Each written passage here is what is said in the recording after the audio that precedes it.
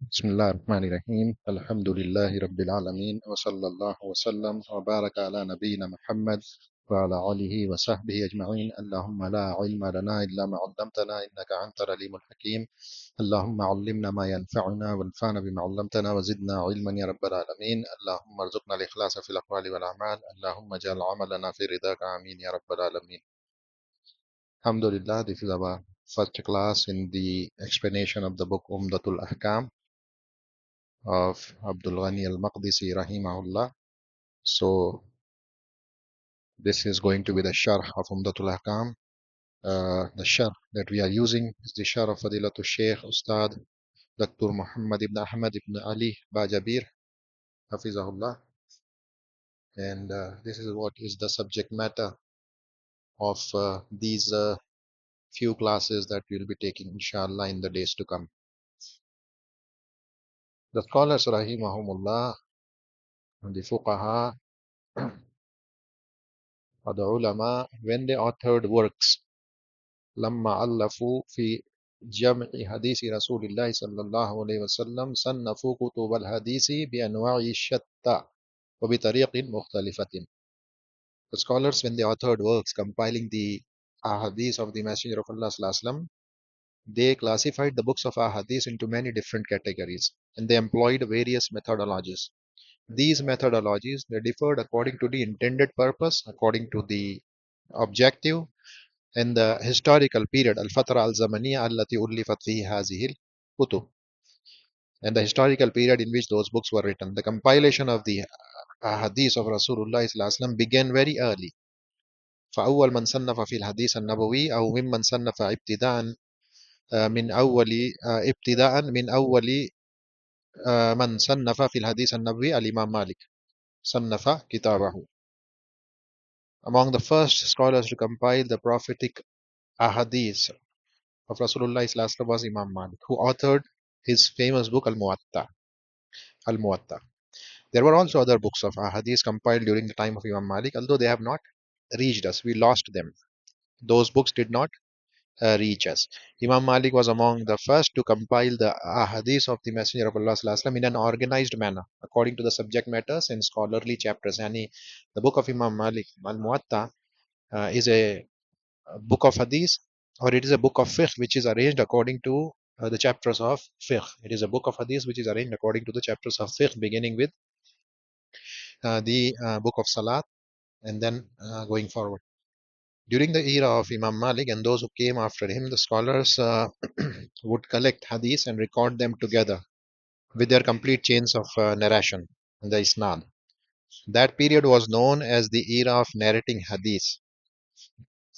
Zaman Riwayatul Hadith. That period came to be known as the Zamanu Riwayatul Hadith, era of narrating the Hadith, in which preserving and transmitting the chains of narration was the primary concern. People continued authoring the Hadith collections until the time of Imam al-Bukhari, rahimahullah, who compiled As-Sahih, Sannafa As-Sahih. After him came his disciple or student Imam Muslim, rahimahullah, who also compiled his Al-Jami As-Sahih. Then followed the authors of the four Sunan collections, namely Imam At-Tirmizi, Imam Abu Dawud, Imam Nisa'i, Imam Ibn Majah, and other than them, rahimahumullah. All of these scholars, they recorded the ahadith of the Messenger of Allah sallallahu alaihi wasallam together with their chains of narration. And they included the ahadith along with their chains of narration reaching back to Rasulullah sallallahu alaihi wasallam. The compilation of the ahadith continued and many books were written. A great number of them have reached us, and while some books have been lost, they did not reach us. Later, when many centuries had passed and people entered the 5th and the 6th centuries, fil qarni al-khamisi wal qarni al-sadisi, after Hijrah, وَابْتَعَدَ النَّاسُ عَنْ عَهْدِ النُّبُوَّةِ صلى الله عليه وسلم, and people, they became increasingly distant from the era of the prophethood and the time of the Messenger of Allah sallallahu alaihi wasallam. The chains of narration became extremely long, which is something which could be understood easily. As a result, the scholars began compiling books in which they omitted the chains of narration to keep the books concise and prevent them from becoming excessively lengthy. So instead of mentioning the complete chain, they would mention only the companion who narrated the hadith, and after quoting the hadith, they would then attribute it to the books in which it had originally been recorded. They will simply mention the book in which this hadith could be found completely with the chain of narration. So rather than saying the hadith with its full chain of narration, they would quote the hadith and then state that this was narrated by, for example, Imam al Bukhari, or this is narrated by Imam Muslim, or by, for example, Abu Dawud, or At-Tirmidhi, or Nasai ibn Majah, Ahmad al-Darimi, al-Bayhaqi, al-Daraqutni, or al-Hakim in his Mustadrak, or Ibn Hibban in his Sahih, or Ibn Khuzaimah in his Sahih, and so on. Among those who authored works following this methodology were a group of scholars who limited themselves exclusively to collecting ahadith al-ahkam, that is, ahadith dealing with the Islamic legal rulings. And they compiled books which only contained the ahadith related to ahkam. So ahadith al-ahkam are the narrations which are related to the matters of fiqh, the halal and the haram, the lawful and the unlawful. Among the earliest scholars to compile such a work, فمن أول من صنف في ذلك من السابقين المتقدمين الذين صنفوا في ذلك الإمام عبد الغني المقدسي المتوفى سنة 600 للهجرة.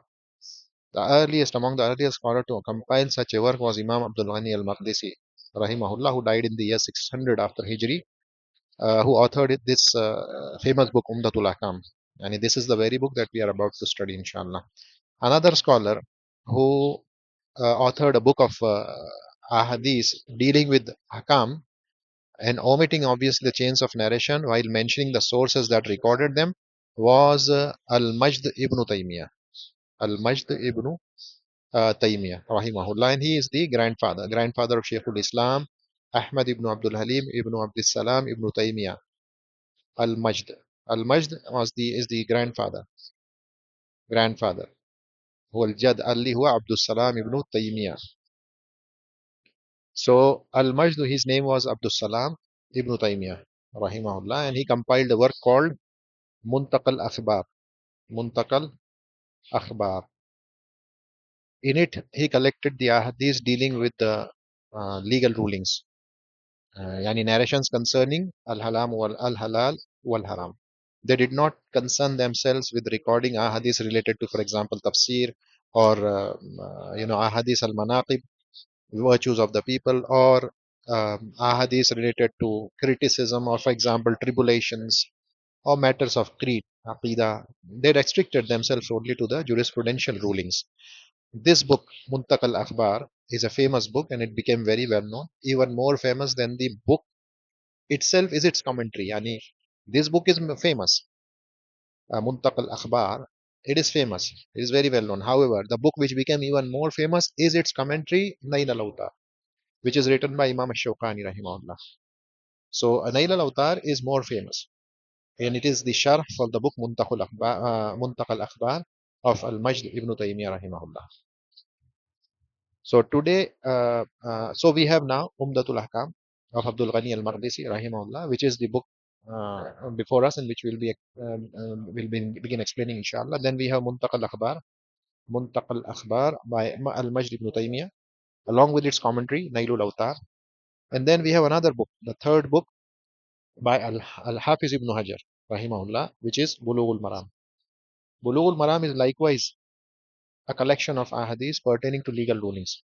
It also has a famous commentary entitled Subulus Salam by Imam As-San'ani, rahimahullah.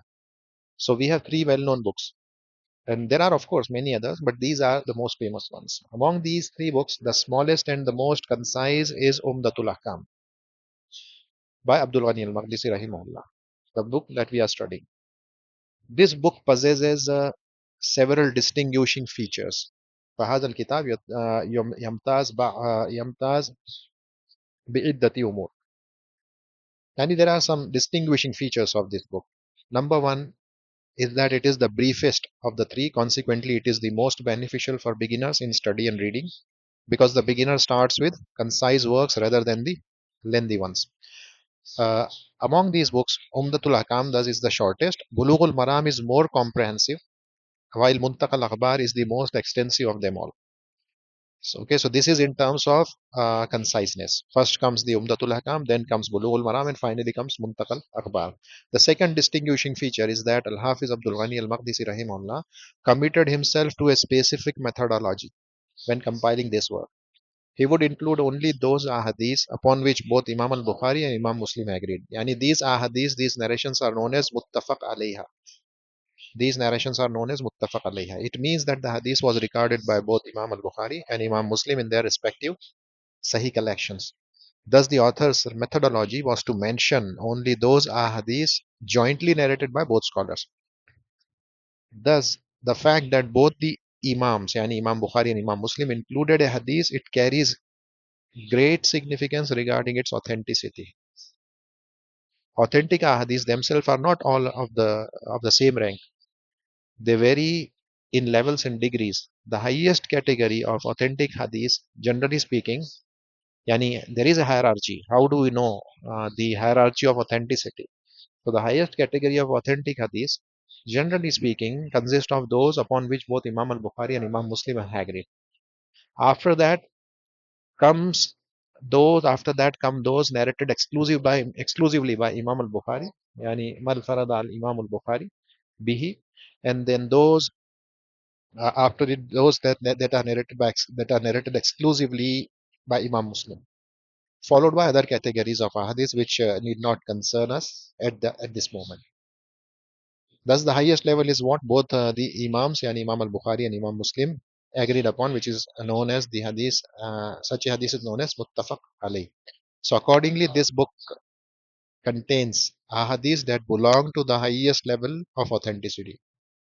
Therefore, this work, Umdatul Ahkaam, is distinguished by two qualities. Number one, its authenticity, because the author, Rahimahullah, claims to only include those ahadith which Imam Bukhari and Muslim have agreed upon.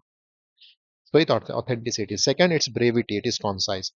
These qualities are not found together in either Muntaqal Akbar or Bulugul Maram. However, those two books surpass this one from another perspective. I mean, there are distinguishing features of those books as well.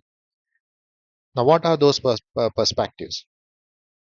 They contain a much larger collection of legal ahadith. Both Muntaqal Akhbar and Bulugul Maram, they contain a much larger collection of legal ahadith. Many legal narrations are not among those jointly reported by Imam al-Bukhari and Imam Muslim.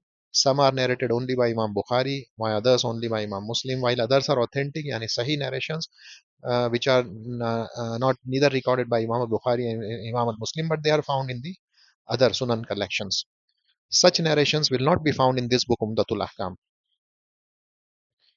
but they will generally be found in, for example, Bulugh al-Maram or in Muntaqa al-Akhbar. This is therefore an advantage possessed by those two books.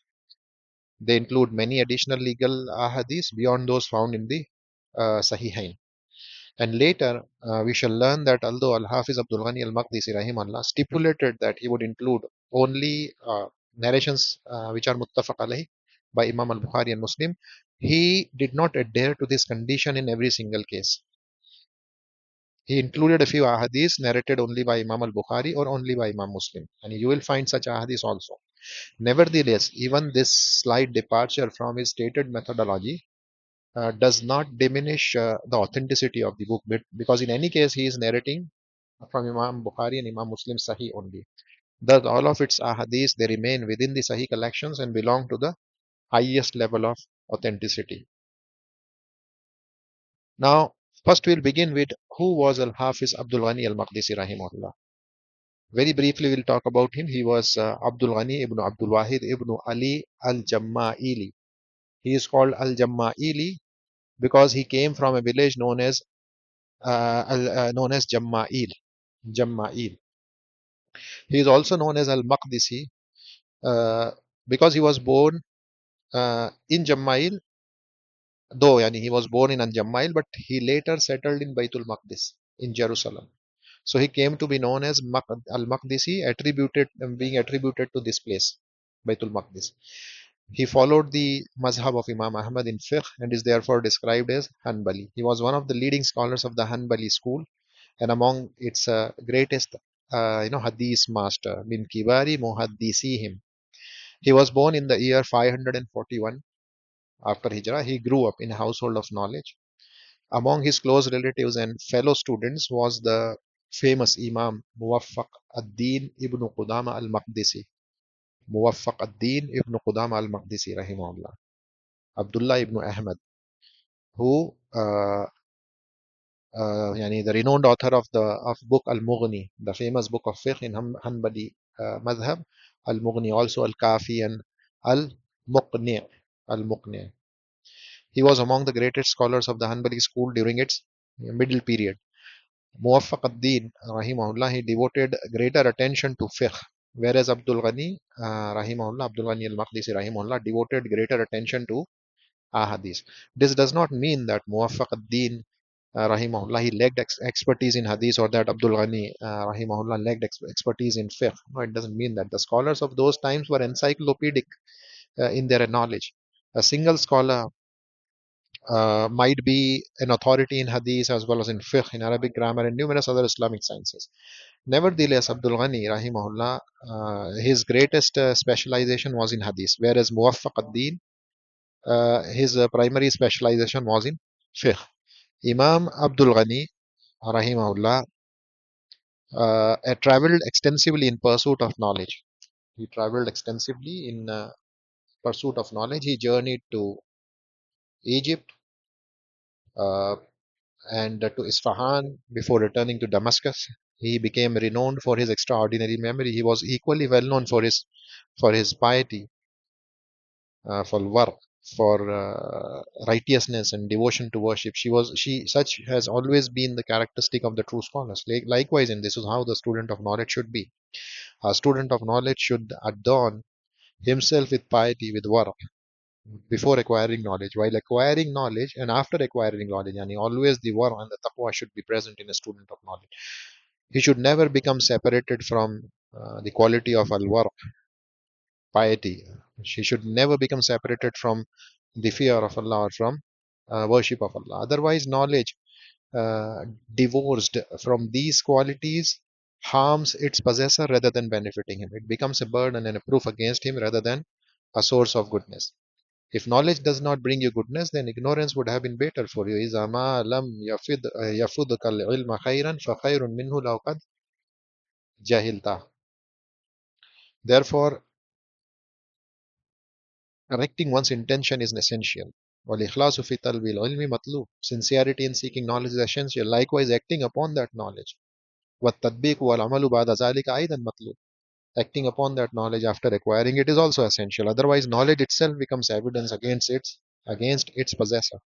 Its sin and burden upon the one who learned but failed to act upon this knowledge is greater than upon the one who never possessed that knowledge in the first place. The ignorant person may have an excuse, but the one who has acquired knowledge, what excuse does he have? What excuse does he have for distancing himself from virtuous deeds? What excuse does he have for falling into major sins? What excuse does he have for failing to implement and act upon the knowledge he has learned? He has no excuse. Therefore, his burden وزره أعظم وأشنى وأكبر وأفظع. His burden of sin is greater, more severe, more disgraceful, and more serious.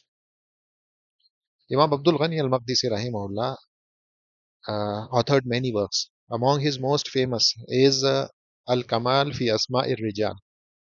Al-Kamal fi Asma'ir Rijal. Yani, in this work, he compiled the biographies of the narrators of the ahadith which are found in the six canonical books of hadith, namely Sahih Bukhari, Muslim, Tirmizi, Abi Dawood, Sunan al-Nasai, Ibn Majah, and others. He gathered all of the narrators who appear in these six collections and wrote their biographies in this book. In this book, Al-Kamal fi Asma'ir Rijal. So Al-Kamal by Abdul Ghani al-Maqdisi rahimahullah, it became the foundational reference for uh, the hadith scholars who came after him. Later scholars, they devoted great attention to this work, Al-Kamal fi Asma'ir Rijal. Among those who did so was Al-Hafiz al-Mizzi. Al-Hafiz al-Mizzi rahimahullah. He yani, the work of Hafiz al-Mizzi rahimahullah is an extant and it is a published work. He revised this book Al-Kamal fi Asma'ir Rijal, and he expanded this book Al-Kamal into a book. He titled it Tahzeeb al-Kamal. Tahzeeb al-Kamal. So he revised it, he expanded it. And this work has been published in 37 volumes. 37. Tahzeeb al-Kamal. So it became a primary reference for later Hadith scholars because it comprehensively collected what had been said regarding the narrators of the six canonical books. Thus, Tahzib al-Kamal by Imam al-Mizzi is itself a major work that received great scholarly attention. So al-Kamal fi Asma' al-Rijal, it gave rise to numerous later works. Among them is Tahzib al-Kamal by Imam al-Mizzi. Then came those who further abridged and refined the work of Imam al-Mizzi. So Al-Hafiz al-Zahabi rahimahullah, he came after him. Imam al-Hafiz al-Zahabi rahimahullah, he abridged this book, Tahzib al-Kamal, he abridged it, which is the book of al-Mizzi, and he entitled it Tazheeb al-Tahzib. Tazheeb al-Tahzib. He also authored another book by the name of Al-Kashif. So Tazheeb al-Tahzib has now been published in approximately 10 volumes. In 10 volumes, At-Tazheeb al-Tahzib is published in 10 volumes. Then after Imam al-Zahabi came Ibn Hajar rahimahullah, who further abridged Tahzib al-Tahzib of Imam al-Mizzi. Okay, this Tahzib al-Tahzib of Imam al-Mizzi, and called his work. Now he further, like abridged Tahzib al-Kamal of Imam al-Mizzi into Tahzib al-Tahzib. Tahzib al-Tahzib. This work was originally published in the Old Indian edition in 9 volumes and has since appeared in numerous modern editions. Al-Hafiz Ibn Hajar rahimahullah also authored Taqrib at-Tahzib. So all of these works ultimately trace their origin back to one book, which is Al-Kamal fi Asma' Rijal of Hafiz Abdul Ghani al-Maqdisi rahimahullah. This book before us is an important work, this Umdatul Ahkaam. It has been explained by many scholars, both classical and contemporary. Among the reliable classical commentary is Al-Udda. This book, Al-Udda, Sharh Al-Umda. Al-Udda, Sharh Al-Umdatil Ahkam. This title appears more than once in Islamic literature. Yani the title Al-Udda, it appears more than once in Islamic literature because there is also Umdatul Fiqh, another book, Umdatul Fiqh by Muwaffaq ad-Din ibn Qudama, the brother of, or cousin of Abdul Ghani al-Maqdisi rahimahullah. We talked about Muwaffaq ad-Din rahimahullah. He is the author of the famous Hanbali book Al-Mughni. He has another book by the name of Umdatul Fiqh. This book Umdatul Fiqh has a commentary with the same title. Yani there is a sharh of this book Umdatul Fiqh uh, by the same name, Al-Udda. Okay, so there are many, yani, same name Udda is given to multiple books when different books were explained. So this Udda is a title which is repeated multiple times. So Umdatul Fiqh, the book Umdatul Fiqh is by Muwaffaq ibn Qudama. It has a sharh by the name of Udda. Likewise, Umdatul Hadith or Umdatul Ahkam is a book by Abdul Ghani al-Maqdisi, which is this book which we are studying. It also has an explanation by the name of Al-Udda.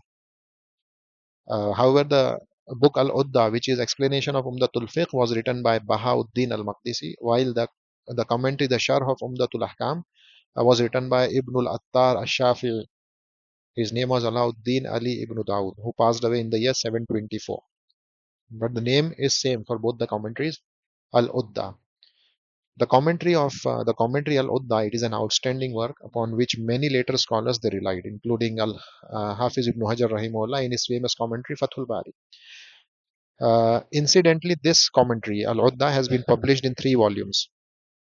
It is published in 3 volumes. Among the classical commentaries is also what is probably the most extensive explanation of this book is Al-I'lam B4Y2 Umdatil Ahkam by Imam Ibn al-Mulaqqin, Abu Hafs Umar ibn Ali ibn al-Mulaqqin, who died in the year 804 after Hijri. And this is perhaps the most comprehensive commentary on this work. It has been published in 10 volumes. Another commentary is Kashful Lisam. Kashful Lisam. An Umdatil Ahkam li Muhammad ibn Ahmad ibn Salim as-Safarini al-Hanbali, who died in the year 1188 after Hijrah. This large work has been published in 7 volumes. The difference between this third commentary, Kashful Lisam, and the previous two, yani the two Udda, is that, or the Udda, is that the Kashful Lisam was written by a scholar of the Hanbali school, yani Imam as-Safarini is a Hanbali scholar. Accordingly, he paid particular attention to the statements of Imam Ahmad rahimahullah, the Hanbali school, and the precise positions within the mazhab while explaining the book. By contrast, both Ibn al-Attar and Ibn al-Mulaqqin rahimahullah, they belong to the Shafi'i school. Although they refer to the views of Imam Ahmad rahimahullah, their attention to the Hanbali mazhab was naturally not to the same extent as was given by Imam as-Safarini rahimahullah.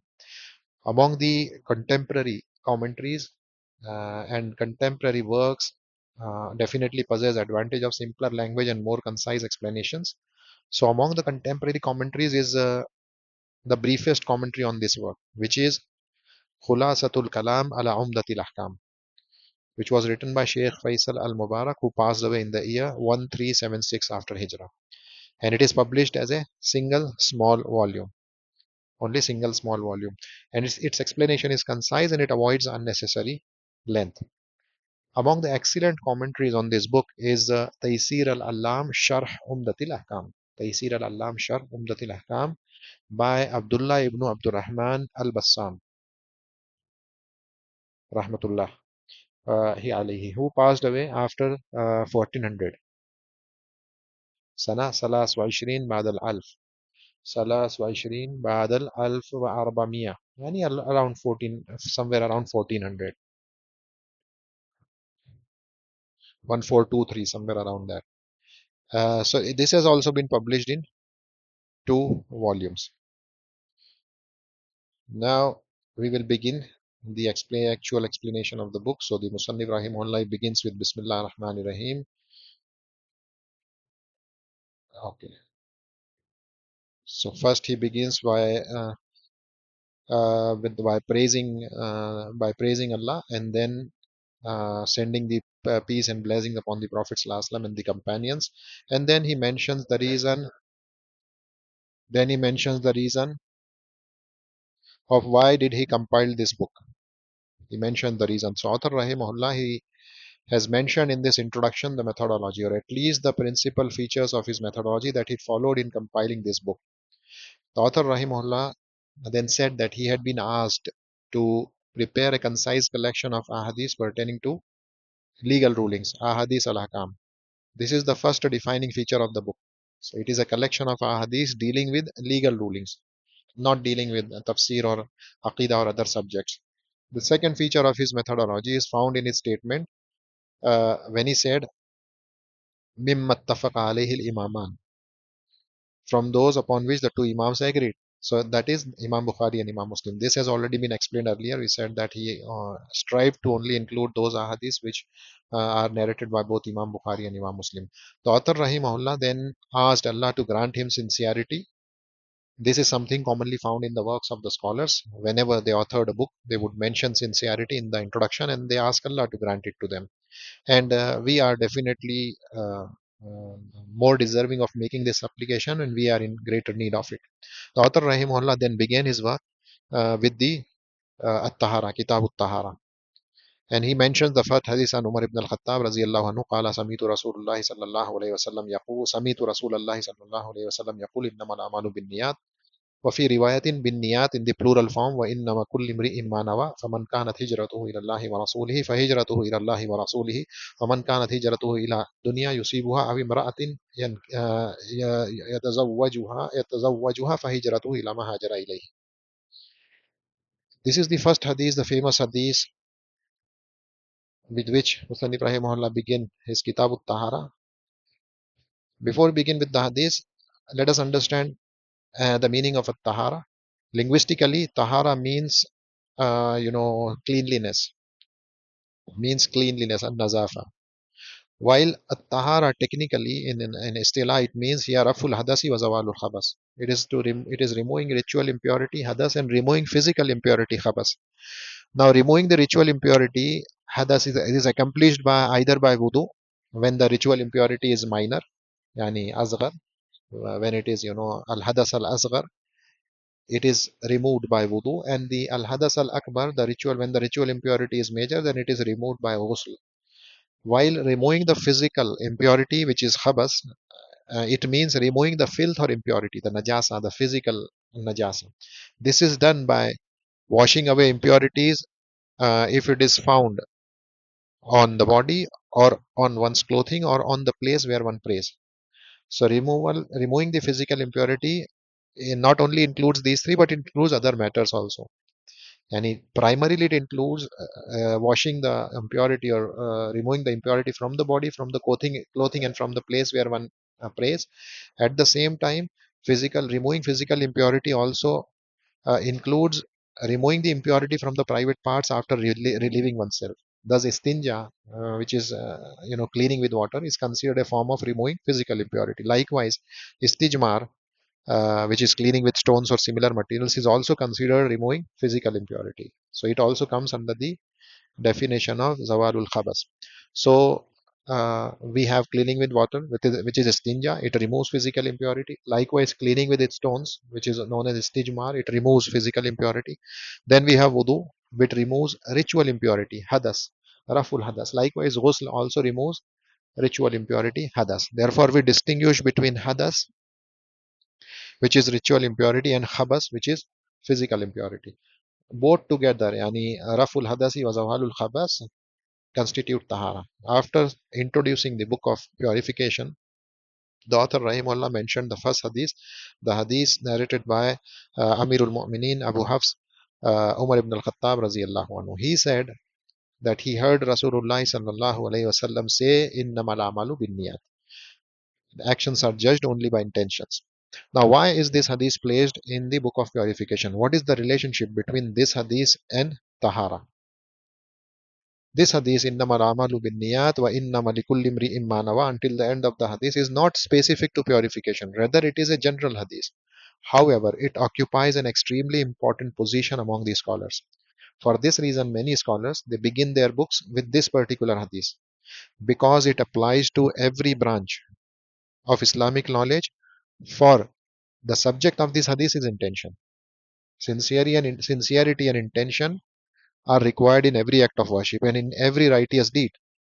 Actions are not accepted without intention. Therefore, the author Rahimahullah he placed this hadith at the beginning of the Kitab Tahara to point out that first thing, wudu requires an intention. Also, the ghusl also requires an intention. And among these hadiths, could just as appropriately have been repeated at the beginning of like every chapter in the book of fiqh, chapter on prayer, because prayer also requires intention. Likewise, zakat, kitabu zakat, before kitabu zakat also it is appropriate to mention this hadith because zakat requires intention. Likewise, fasting, hajj, indeed every act of worship requires intention.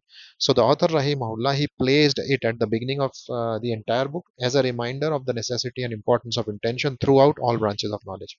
Many scholars who began their books with this hadith they did so for precisely this very reason. Some scholars have said that this hadith it constitutes one third of the knowledge. Others have said that it represents nisful ilm, half of all knowledge. Others have said that it represents quarter of an ilm, rubul ilm. Those who said that this hadith represents one quarter of the knowledge, they explained that this hadith, along with three more hadiths, this hadith is one of the four ahadith upon which the Islam revolves, upon which the Islam revolves. The madar of Islam is upon four ahadith. One of them is in Namaramaru Bidya. And the other three are Al Halalu Bayin wal Haramu Bayin. Then min husli Islamil mar'i tarkuhu malayani, and izhad fid dunya yuhibbukallah wazhad fi ma inda nasi yuhibbuka an-nas. So this is the reason why they said this is quarter of the whole knowledge. Those who said that this hadith comprises one third of the knowledge, they explained that human actions are of only three types: actions of the heart, actions of the tongue, and actions of the limb. And this hadith deals with the actions of the heart, and this is the reason it is one third of the whole knowledge. Those who said that it is half of knowledge or constitute half of knowledge explained that the deeds are either outward, zahir, or batin, outward or inward. This hadith deals with the inward aspects of the deeds, namely niyyah. So they considered it to be half of the whole knowledge. Prophet ﷺ, he said, Innamal amalu bin niyat. Innamal amalu bin niyat. Now, Innamal amalu bin niyat, in this uh, statement, there is something which is omitted. There is something which is omitted. Yani, there is an implied word. There is an implied word which is here immediately after in nama. The scholars say there is an omitted word here, which could be as-siha, yani in nama sihatul amali bin niyat, or in nama qabulul amali bin niyat, or in nama sawabul amali bin niyat. These are the words which could be estimated. Sihat, validity of the deeds or actions depend upon intentions. Likewise, qabul is the acceptance of actions depends upon intentions, or sawabul amali bin niyat, yani the reward of actions depends upon intention. This style in Arabic is known as style of hasr, restriction. Innama sawabu bin niyat, or innama qabuluha bin niyat, or innama sihatuha bin niyat. Now, what is intention? What is niyyah? Niyyah is azmul qalb. It is the resolve of the heart. Accordingly, the statement of the Prophet ﷺ, innamal amalu bin niyat, it means al amal, your deeds, la tuqbal bi ghayri niyatin. Actions are not accepted without intention, nor is a person rewarded for them without intention. Rasulullah ﷺ then he said, wa inna likulli imri'in ma nawa. Now, everyone will have what he intended for. In this second, now the question is this second statement, inna likulli imri'in ma nawa, is it merely a repetition of the first, or does it add another ruling? Suppose a person comes to perform the Salatul Isha. He enters the prayer and he simply says Allahu Akbar, but he has not intended anything. Is his prayer valid? The answer is no. What is the evidence that his prayer is not valid? Because Rasulullah is last time he said, Innamal amalu binniyat. He did not intend anything to begin with. He did not intend prayer at all. He did not intend prayer at all when he came and he said Allahu Akbar. Now suppose another person enters the masjid. He intends in his heart to pray, only to pray, unrestrictedly, and then he says Allahu Akbar. Will this count as the Isha prayer? He intended prayer generally, but he did not specifically intend Isha prayer. Thus, it will not be counted as Isha prayer. Now, again, we will ask why. Did not Rasulullah ﷺ say Innamal amalu bin niyat? And this person did have an intention. We will say yes, he intended prayer, but he did not specify which prayer. Now, what is the evidence that specification is required? The evidence is Innamali kullimri'im manawa. Innama likullim ri'im manawa. Every person shall have only what he intended specifically. If he specifically intended Isha, then it is Isha. If he intended Zuhar, then it is Zuhar. If he intended Ramadan while fasting, then it is counted as Ramadan fasting. If he intended the white days fast, Ayyam al-Bid, then it is counted as the white days fast. Thus, the first sentence, Innamal amalu bin niyat, it establishes the requirement that an intention must exist. While the second sentence, wa innama likulli imri'in ma nawa, adds another requirement. The intended act must be specifically identified whenever specification is necessary. Suppose someone takes money from his pocket, intending charity. Now, he must determine whether this now he has a general intention of charity, but charity is of different types. So he must also specify that type of charity. Is it obligatory zakah? Is it voluntary charity? Or is it something else? Thus, many scholars derived from this inna malikul limri immanawa the obligation of specifying one's intended act. Therefore, when praying, we intend prayer itself and also which particular prayer we are performing. Now, suppose a man wishes to pray at night and he simply intends prayer without specifying anything. Is this valid? Yes, it is valid. Why? Because specification is required only when the prayer itself is specifically defined, like Fajr, Zohar, Asr, Isha, Maghrib. These prayers are specifically defined. When the prayer is unspecified, there is no need to specify. It is simply regarded as an unrestricted voluntary prayer. So if someone stands after sunrise, yani after duha, or at any other time intending to pray 2 rakah solely for the sake of Allah, and he just says Allahu Akbar with the intention of praying, then his prayer is valid and it will be considered as a unrestricted voluntary prayer, nafl al-mutlaq. It will be considered nafl al-mutlaq. Accordingly, if a person or if someone prayed the Salatul Isha prayer while intending merely a prayer without specifying that it was Isha, then the prayer, yani Isha prayer is invalid. It will not be counted as Isha prayer, rather it will simply be counted as Nafl prayer, unrestricted voluntary prayer. At this point, it is very important to caution oneself against falling into obsessive doubts, waswasas. This does not mean that a person should become anxious, repeatedly asking himself, no, did I intend? Did I not intend? What should I do? The moment your heart knows that you are about to pray the Isha prayer, that is the required intention. Simply knowing what prayer you are about to perform is the intention. The moment you hear the azan of Salatul Isha, you stand up, you make wudu, you walk to the masjid, itself is a niyyah. Niyyah of prayer as well as niyyah of praying Salatul Isha, because no other prayer can be prayed at that time. Intention is not a ritual. It is not a specific verbal formula. It is not repeating the opening, takbir. None of these practices are part of the Sharia. Rather, they are forms of obsessive whisperings, which the Sharia did not legislate. In fact, the Sharia came to oppose such practices. Prophet ﷺ then illustrated this principle by giving the example of migration. He said, فَمَنْ كَانَتْ هِجْرَتُهُ إِلَى اللَّهِ وَرَسُولِهِ فَهِجْرَتُهُ إِلَى اللَّهِ وَرَسُولِهِ. That whoever's migration was for Allah and His Messenger, then his migration is for Allah and His Messenger. Which means, hijrah means leaving one's homeland or leaving the land of disbelief for the land of Islam. This is what al-hijrah is. Hijrah is من هاجر من من هاجر من الهجرة هي ترك الوطن أو ترك بلد الكفر إلى بلد الإسلام. ترك بلد الكفر إلى بلد الإسلام. Whoever performs such migration seeking Allah alone, and for the sake of Allah, then his migration is for Allah and His Messenger in terms of reward. Sallallahu Alaihi Wasallam. Then he said, وَمَنْ كَانَتْ هِجْرَتُهُ لِدُنْيَا يُصِيبُهَا.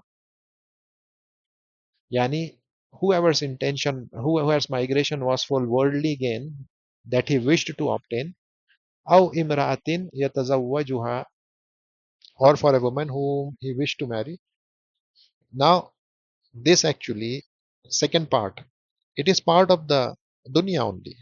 Second example, which is the example of migrating for the sake of woman to marry her, it is actually already included in the dunya, because a woman is one of the worldly matters. So this is an example of mentioning khas after mentioning the am. Zikrul khasi badal am. It is an example. First Rasulullah Sallallahu Alaihi Wasallam mentioned something general, and then he mentioned something specific. Why? To emphasize the importance and seriousness of this particular matter. This is the reason he mentioned khas after mentioning the am. So he said, Li dunya yusibuha, meaning worldly gain that he wishes to acquire. And this is his ultimate sole purpose, the worldly gain. Or for the sake of imra'atin yankihuha, a woman whom he wishes to marry. Then he concluded the hadith by saying, then he said, Fahijratuhu ila mahajara ilayhi. Then his migration is for that for which he migrated. Here, if you remember and if you recall, he did not say Fahijratuhu ila, ila dunya yusibuha aw ila imra'atin yankihuha. He did not repeat this sentence again, just as he repeated the previous sentence. Fahijratuhu, ila Allahi wa rasulihi.